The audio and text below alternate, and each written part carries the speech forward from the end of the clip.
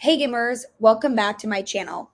Today, we're diving into a common issue faced by many Infinity Nikki players, the frustrating game crashes. Whether it's a startup crash or mid-game freeze, it can really dampen your styling experience. But fear not, because I've got some solutions that might just save your day.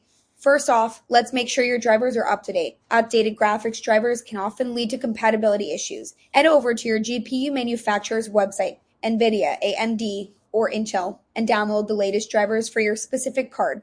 Next, consider installing the latest Visual C redistributable package. This can help resolve missing dependencies that might be causing the crashes. If you're using Steam, verify the integrity of your game files. This process checks for any corrupted or missing files and repairs them automatically. For those experiencing performance issues, try lower your graphics settings. This can help reduce the load on your system and prevent crashes.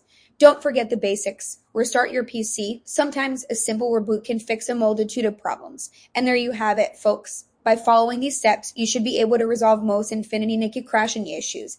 If you're still encountering problems, consider reaching out to the game's official support for further assistance.